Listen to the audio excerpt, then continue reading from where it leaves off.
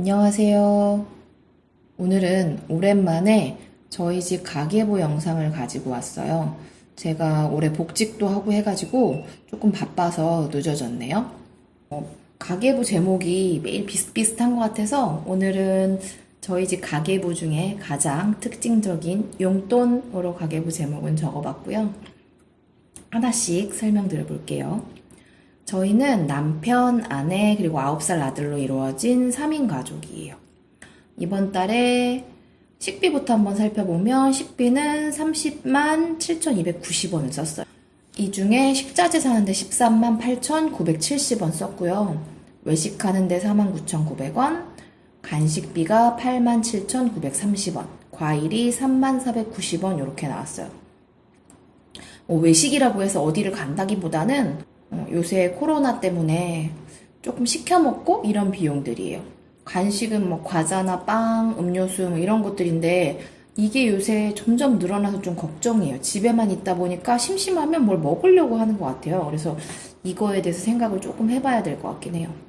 저희 집 식자재 비용이 좀 적게 나오는 이유는 엄마가 옆에 사셔가지고 많이 해주시는데 제가 복직하고 나서는 또 더 많이 해주셔가지고 식비는 좀 적게 나오는 경향이 있어요. 그 다음에 건강 문화비. 문화비는 뭐 요새 아무것도 못 썼죠, 뭐. 코로나 때문에 어디를 못 가기 때문에, 건강에 대한 비용만 있는데, 병원비는 94,800원. 그래도 많이 나오는 편이죠. 요새 다행히 아이는 조금 덜 아픈데, 신랑이랑 제가 계속 여기저기 조금씩 아파가지고 비용이 나오고 있고요. 그 다음에 마스크. 75,500원. 이 마스크 언제쯤 이렇게 많은 돈이 마스크를 사는데 안 들지. 이 돈 좀 없어졌으면 좋겠네요. 코로나 빨리 없어졌으면 좋겠어요. 그리고 효도비로 65만 1,610원. 5월은 어버이날이 있는 달이었잖아요. 그래서 부모님 어버이날 용돈도 조금 드리고 해가지고 이 정도 나갔고요.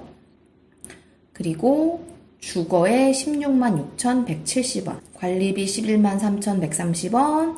난방비 이제 좀 날씨가 더워졌으니까 난방비는 밥 해먹고 씻고 이런 데 쓰는 13,040원 나왔고 통신비는 4만 원이 나오는데 이건 뭐 10원짜리까지 다 계산한 건 아니고요. 대략 이 정도 나온다는 얘기예요. 저희 집 전화 1,100원 정도 쓰고 있고 인터넷은 14,000원 정도 내고 있었나? 그렇고 나머지는 저희 알뜰폰 4대 쓰고 있거든요. 제가 직장에서 하나 집에서 하나 이렇게 알뜰폰 요금제를 2개를 쓰고 있는데 저 같은 경우에는 하나는 4,300원 또 다른 하나는 1,000원, 2,000원 그 정도 나와요. 그래서 거의 뭐 통신비가 알뜰폰 4대를 써서 4대지만 많이 나오지 않는 편이고요. 그 다음 생활용품비 7만원. 이번 달에 산 물건은 재봉기 48,000원 주고 제가 사고 싶어가지고 하나 샀고요. 그 다음에 전동 칫솔 신랑이 사고 싶어 해서 샀고 나머지는 집에 필요한 소소한 것들 9,000원 정도 썼어요. 그리고 꾸민비 68,150원.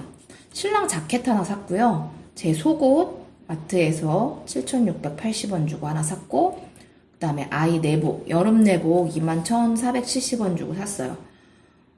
옷은 꼭 필요한 거 아니면 안 사고 있어요. 미니멀 라이프를 지향하기도 하고 해서 꼭 필요한 것만 사고 있어요. 아이 옷이나 신발 같은 경우에는 조카한테 많이 물려 입히고요.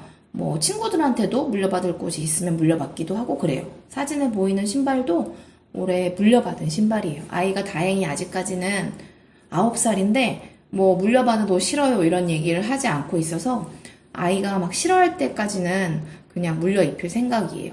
그리고 오늘 제목과 맞는 용돈 13만 3,900원. 이번 달 용돈 다 신랑이 쓴 거고요. 신랑이 모임이 좀 있어가지고 그런 거 썼고 저는 용돈을 10원도 쓰지 않았네요. 이제 이 몇 달째 사실 이런 게 반복되고 있어요. 코로나 때문에 용돈을 쓰지 않는 날이 반복되고 있는데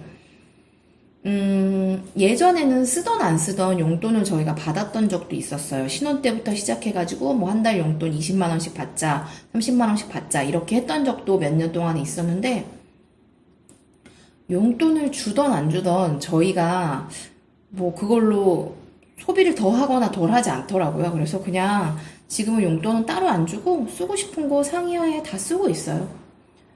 그래서 용돈이 영원히 나오는 달이 조금 있네요.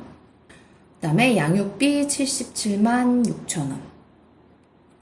이 중에 50만 원은 아이 봐주시는 엄마한테 드리는 돈이고요.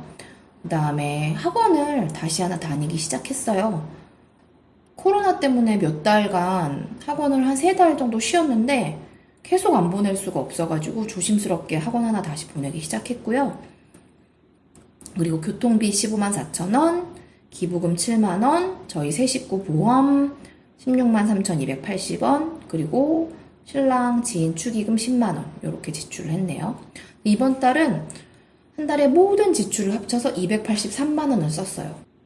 그 중에서 기부금이나 경조사나 효도비를 제외를 하면 200만 원 정도 썼더라고요.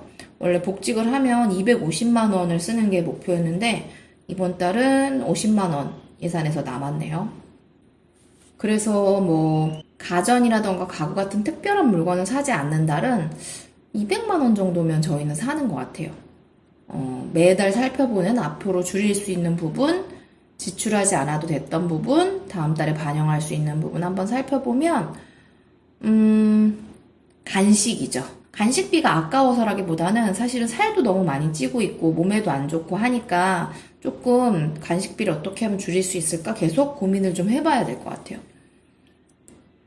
그리고 제목에서 있었던 용돈, 이제 집집마다 용돈을 어떻게 쓰는지 한번 살펴보면 좋을 것 같은데 저희도 결혼하고 몇 년간은 20만 원이나 30만 원 이렇게 용돈을 받았어요.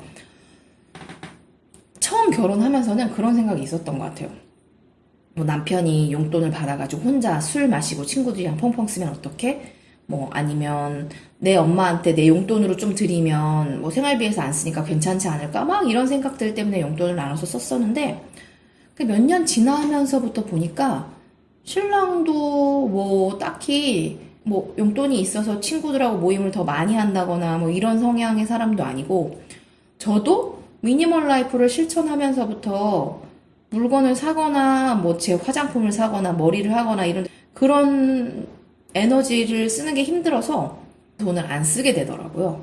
그런데 돈도 거의 쓰지 않는 와중에 신랑도 신랑 용돈 가계부를 써야 되고 저도 제 용돈 가계부를 써야 되고 이런 게 전 더 힘들더라고요. 그래서 그냥 지금은 용돈을 쓰지 않고 그냥 쓰고 싶은 거 쓰자라고 생각하면서 살고 있어요. 그런데 그렇다고 해서 저희가 와 정말 사치를 하거나 돈을 막 쓰거나 누구 한 명이 돈을 많이 써서 감정이 상한다거나 이런 게 전혀 없거든요. 그래서 가족의 패턴을 좀 생각을 해서 우리 남편이 뭐 술을 친구들과 마시는 걸 너무 좋아해요. 이러면 용돈을 줘야겠죠. 근데 그렇지 않다면 그 가계부를 따로 쓰는 거에 대한 에너지도 사실은 피곤하거든요. 그래서 자신들의 패턴을 보고 용돈은 정해서 하는 게 좋을 것 같아요. 이제는 아이 용돈기 입장을 쓰고 있어요. 아이는 지출을 통제하는 방법 이런 거를 아직 배워야 되기 때문에 다음번에 아이의 용돈을 주는 법에 대한 이야기는 또 한번 해보도록 할게요. 그래서 이번 달 가계부 결산 이야기는 여기서 마치고요. 우리 조금 힘든 시기긴 한데 내가 할 수 있는 즐거운 일들을 찾아서 좀 즐겁게 지냈으면 좋겠어요. 저는 이 유튜브를 꼭 돈을 벌려고 한다기보다 이런 걸 정리하고 만들어보고 하고 싶은 이야기를 하고 하는 게 되게 즐겁거든요. 자기가 즐거울 만한 관심을 찾아서 이 시기를 이겨나갔으면 좋겠어요. 오늘도 이야기 들어주셔서 감사하고요. 다음 달 가계부로 또 만나요.